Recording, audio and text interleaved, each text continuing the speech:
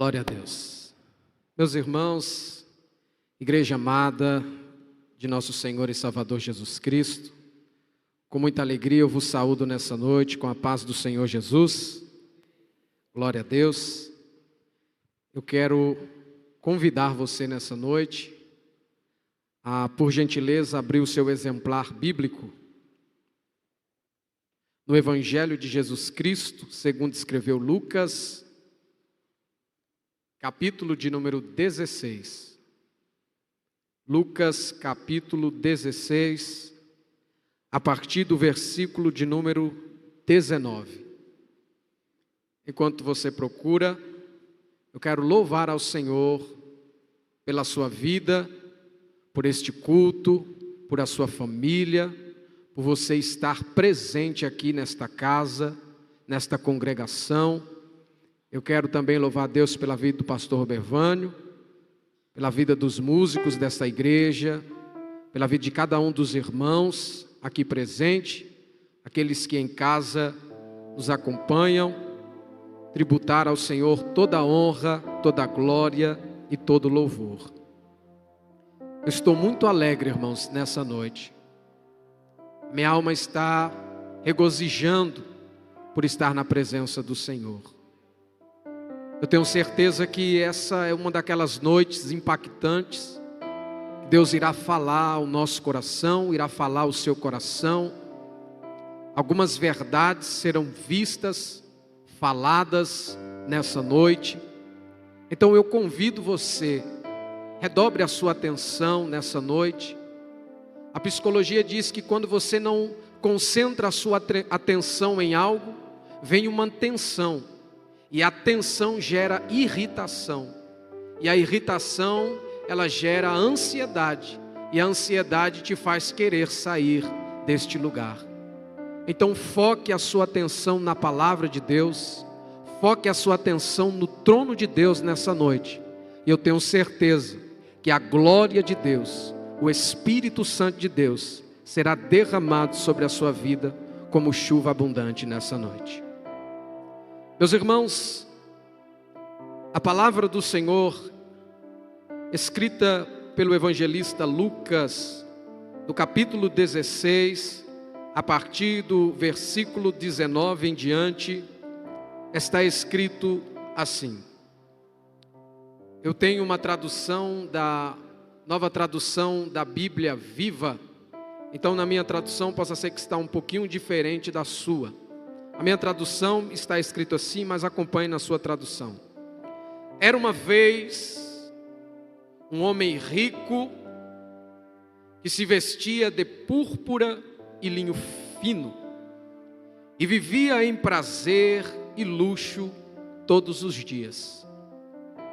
Lázaro, um mendigo, coberto de feridas, que costumavam deixar perto da porta do rico, ficava sempre ali.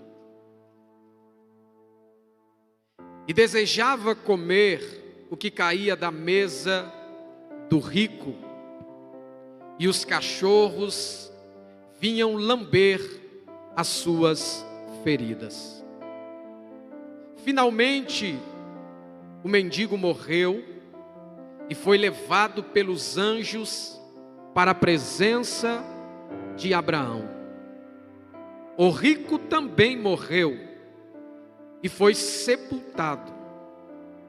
No inferno, sofrendo, ele podia ver Lázaro de longe, com Abraão ao seu lado. Então clamou: Pai Abraão, tenha compaixão de mim e mande Lázaro ao menos molhar a ponta do dedo e refrescar a minha língua, pois estou sofrendo nestas chamas. Mas Abraão lhe disse: Filho, lembre-se que durante a sua vida você teve tudo quanto queria e Lázaro não teve nada. Agora, porém, ele está aqui sendo consolado e você sofrendo tormentos. Além disso, há um grande abismo separando-nos, de modo que quem quiser ir daqui para lá é impedido, e ninguém pode chegar do seu lado para o nosso. Então o rico disse: ó pai Abraão, então por favor, mande Lázaro à casa de meu pai, pois tenho 5 irmãos, para avisar todos a respeito deste lugar de sofrimento, a fim de que eles não venham parar aqui quando morrerem. Mas Abraão respondeu: os seus irmãos têm Moisés e os profetas, que eles os ouçam. O rico respondeu: não, pai Abraão, eles não se darão ao trabalho de ler, mas se alguém for mandado dos mortos a eles, então abandonarão os seus pecados. Porém, Abraão disse: se eles não prestam atenção em Moisés e nos profetas, também não ouvirão, mesmo que alguém ressuscite dos mortos. Eu queria enfatizar mais uma vez o versículo de número 22 e 23. Me acompanhe, por favor.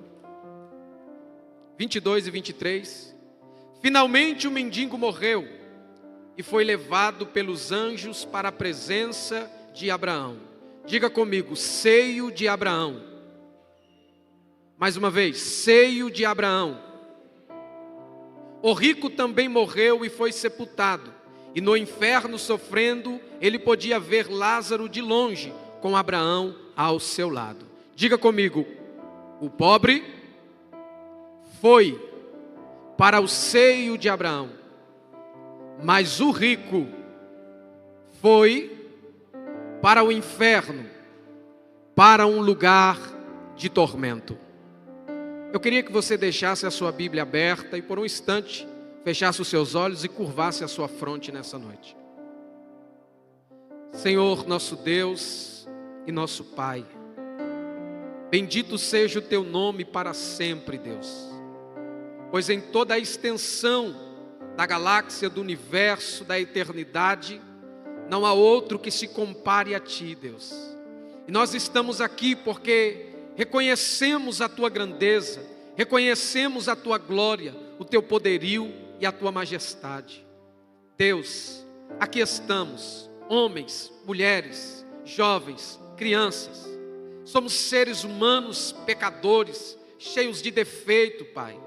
Mas almejamos por tua graça, pois sabemos que aonde o pecado abundou, superabundou a tua graça.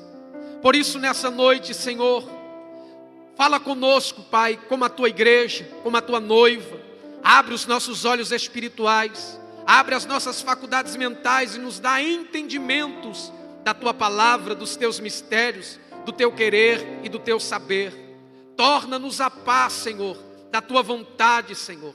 Torna-nos a paz, Senhor, do teu querer nessa noite. Pai, eu oro pela vida daqueles que aqui estão, daqueles que me assistem, daqueles que não me assistir, Senhor, através deste canal do YouTube, Pai. Eu peço que a tua glória se manifeste nessa noite, Deus, e que as verdades tratadas aqui pelo teu Espírito Santo possa libertar vidas, meu Pai, do fogo do inferno, possa libertar vidas, Senhor, do julgamento final, da condenação final, Senhor. Que a tua graça venha sobre nós, a tua graça libertadora, em Jesus Cristo, teu Filho, a quem nós louvamos e adoramos nessa noite, para a glória do teu nome. Amém e graças a Deus. Se você puder, aplauda Jesus nessa noite.